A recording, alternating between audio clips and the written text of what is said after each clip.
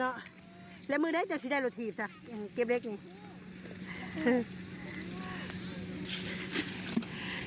บอลุนี่หันมึงกล้องนี่อยากได้แห้งบอลุถีบมาอยากได้แห้งก็บอกผู้ใหญ่ในนี่ไว้บอกFCนี่ไว้บอกผู้ใหญ่ใจบุญไว้นบน้ำแหละเบ้าน้ำมันเบ้าในได้อยากได้รถถีบฮะอยากได้รถถีบตอนนี้เก็บเงินสะสมได้เท่าไรแล้วหาก็ได้10,000โอ้ยมือได้ยังสิได้เพิ่นมาเก็บเล็กพอไม่ต้องเห็นเพิ่นก็เลยถ่ายเอาเนาะกับครอบครัวเพิ่นจะถูกยากลำบากนี่แหละพอไม่ต้องเลยหาเช้ากินค่ำนี่แหละมาเก็บเล็กน้องกับมานำตัวน้องนี่มากับแม่เนาะโดยอยากจะเข้าเงียบมาลูกยังน่ะหมดบ่หรือว่ายังในหัวนี่ในหัวนี่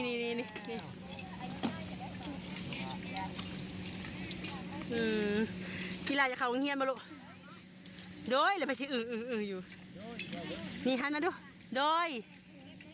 เลยกีฬาว่าเป็นบ่ในได้อยากเข้าเงียบบอกผู้ใหญ่เพิ่นดู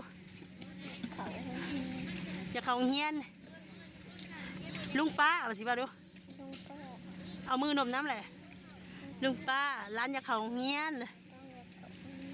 เพิ่นยังบ่ได้ฮู้เรื่องอย่างไรพ่อแม่เลยเวลาเขาบอกนั้นบางคำเป็นกะฮู้บางคำเป็นกะบ่ฮู้เนาะเพราะว่าบริเขาเฮียนนะแต่กะซิมาแบบนี้แบบถ้าว่าสมมติว่าเขาเทนะ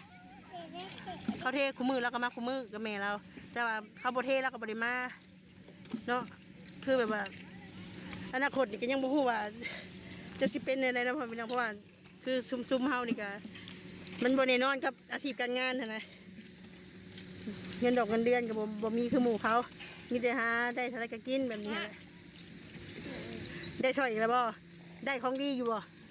หามึงดูฮะ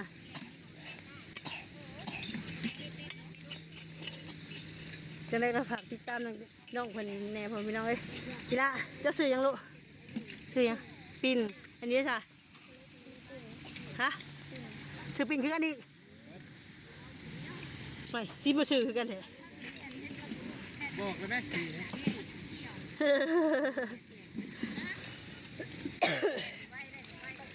ได้จักสอบมือนี่2 สอบโอ้เก่งเลยได้ใช้เขาเก็บอันแบบได้เนี่ยบอกหน่อยดูบอกลุงป้าหน่อยดูอันนี้ฮะอันนี้เขายังนี่เล็กแต่ว่าดังในตัวล่ะแบบนี้ไหมมาเก็บเล็กแล้วนอนมาเก็บเล็กเนาะกินข้าวแล้วบ่ลูกสองไอ้น้องเพิ่นโอ้มุมแมมมาเลย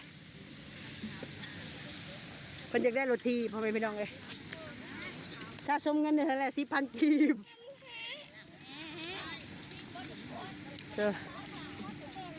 ได้2 สอบเหมือนกันบัดนี้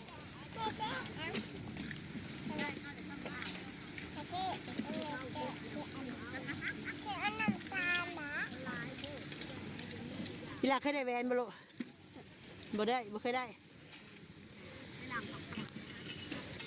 ผู้จักบ่แหวนเป็นอะไรแหวน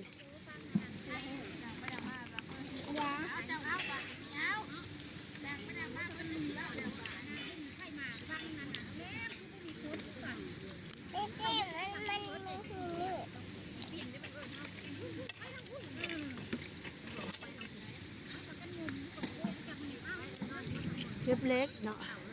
จะเขาเฮียนแต่ว่าแม่บ่มีเงินพามาได้ก็พอแต่ได้กินพ่อพี่น้องเลยรถถีบอยากได้รถถีบแล้วที่สุดนะนี่เขาได้แล้วอะไรเนี่ย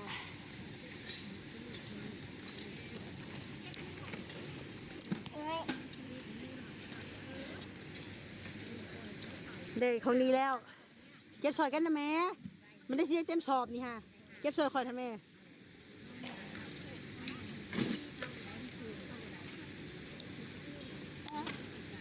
เก็บลูกเก็บ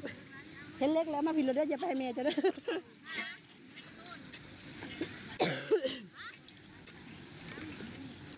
เนาะเห็นเล็กแล้วมาคอยเด้ออย่าไปให้แม่จะเด้อแม่จะเอาไปเป็นดอกเบิ่งปัจจิว่านะ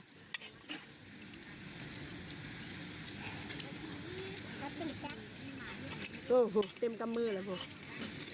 เก็บลูกเก็บหาเงินซอยแม่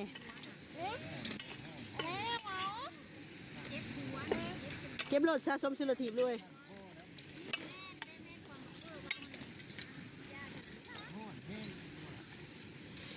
อันเสียนมันบ่ปักมือจะบ่เล็กค่ะ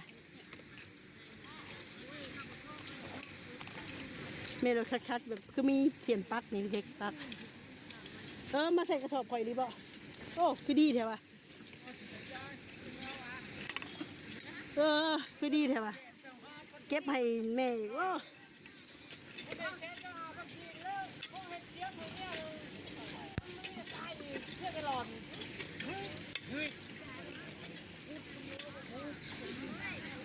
นี่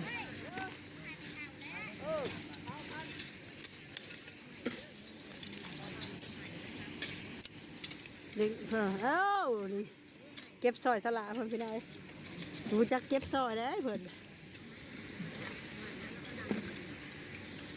เพิ่นได้ซอกๆมื้อนี้เพิ่นฮะเขาก็ซอยเลยได้แว่นแล้วจะมาให้แม่เลยเด้อลูก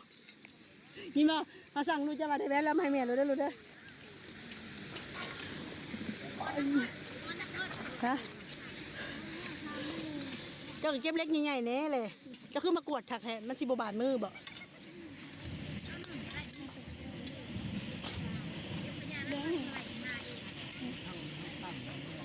เป็นเก็บซอยสลาเพิ่นไปเลยเป็นมาเก็บเล็กเพิ่นจะได้รถทีเพิ่นสร้างสะสมเงินซื้อรถทีเนาะแต่นี่นิดหน่อยยังหูจักหาเงินซอยเมย์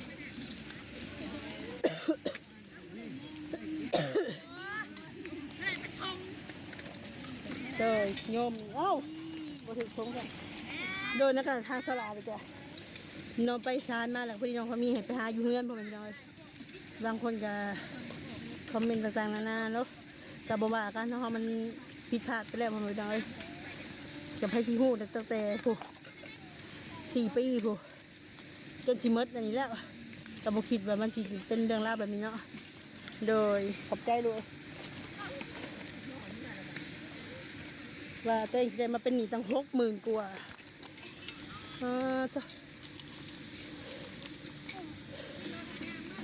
โดยว่าผู้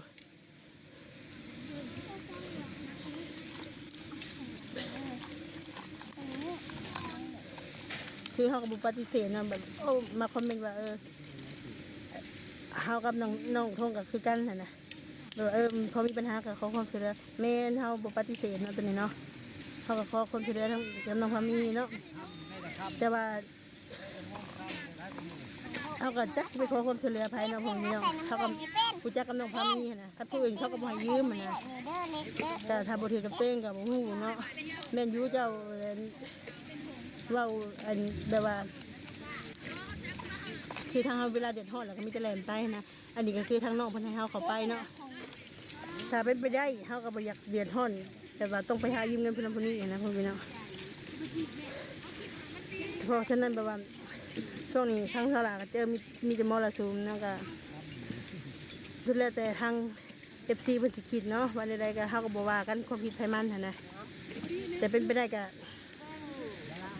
อย่าเพิ่งว่าอันนี้กันดีกว่านะเพราะทางตลาดก็กำลังแบบว่าต้องเครียดทั้งอุกใจนะว่าซั่นซะ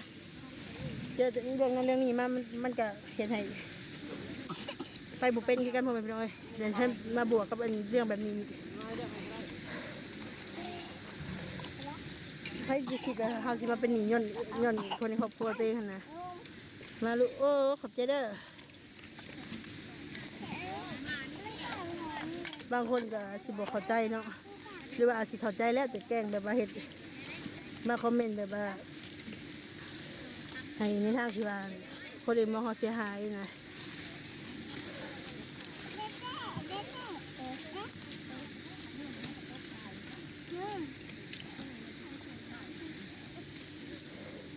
ใจลูกบ่วงนี่มีบ่วงหน่อยเป็นเกมให้สลาพอไปเลย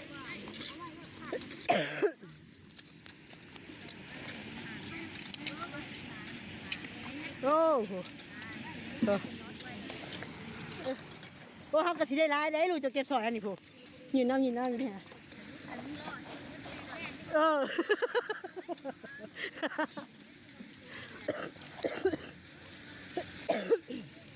เอาลูกเจ้าเนาะมันเก็บซอยเฮาก็ดีแล้ววะ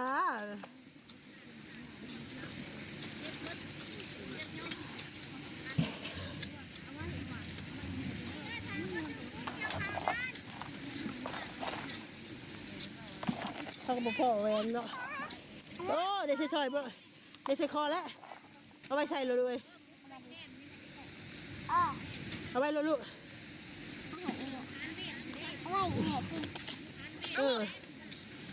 มา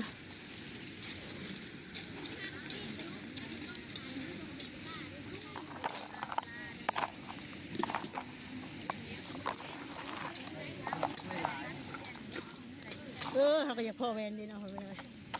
แต่ในการถ้าลากับจักบ่มีคำเว้าเลยคนไปเลยมันตันไปหมดนะมันดื้อไปหมดนะพอมาเจอแบบนี้นะก็คิดว่าตัวเองบ่มีหนี้บ่มีสินเลยแต่บ่คิดว่าสิมาเป็นหนี้ย้อนคนในครอบครัวตัวเองเนาะตามหา67,000ป้าจ้ะจักสิหาเงินซื้อข้าวซื้อน้ำจักสิหาเงินใช้หนี้เถอะ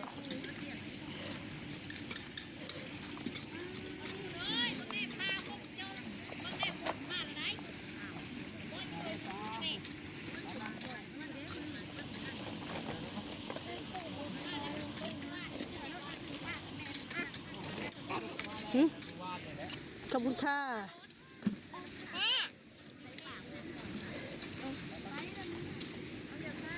โอ้ยเอามือกวดคักแท้ลูกเจ้าคือเอามือกวดคักแท้นี่ ปึดมาแล้วโห เขาก็สิได้ไปเฮือนแหละ3 หน่วยบ่ได้มาเอาดิเล็กเล็กเลยมันสิบาดมือโบแม่เมื่ออะไรแม่เมื่ออะไรสบายดีลูกสบายดีโอ้บางเนี่ยเก็บเลยโอ้สบายดีก็เป็นอีกไปรวยโอเคนะพ่อพี่มาพอดีเจอเด็กน้อย2 คนมันเก็บเล็กซอยสลานี่แหละมาถามสำหรับผมอยากได้รถทีอยากเรียนหนังสือพ่อพี่เลยแต่ว่าปัญหาก็เก็บเงินได้10,000เหมือนปัญหาก็มาเก็บมันนี่เด้เขาบริเทโดนเลยนี่แหละหมูจักเห็ดเรียกเห็ดงานเนาะก็ดีพ่อพี่เลยเด็กน้อยแบบนี้ก็น่าสนับสนุนนะอยากเขาเรียนกับบ่มีเครื่องนุ่งบ่มียังเลยนะเป็นชื่อน้องปิ่นกับน้องยังจักซื้อบ่ได้อีกคนนึงคันฝนตกคือหมู่บ้านอยู่พอดีแห้งเลยเนาะ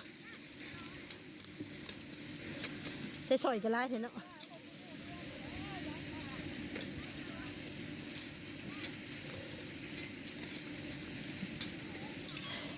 การสลาก็มาเก็บกันจะได้ไล่ไปได้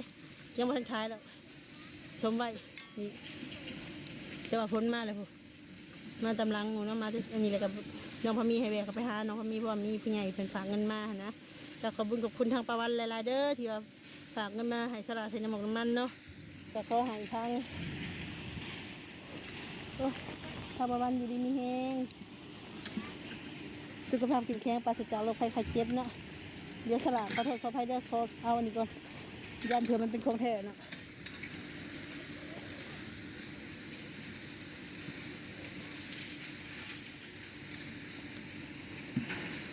ปลาจ้ะ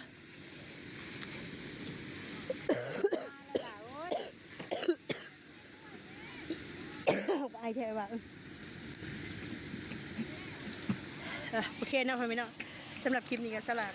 จะขอบคุณทางประวันหลายๆเด้อที่ฝากเงินมาทางน้องพามีแล้วให้สลักเขาไปเอาน้องพามีเนาะขอให้ดีมีแห้งเด้อป่าเด้อสุขภาพเข้มแข็งปราศจากโรคภัยไข้เจ็บเงินคำไรมาเทมาเด้อสาธุ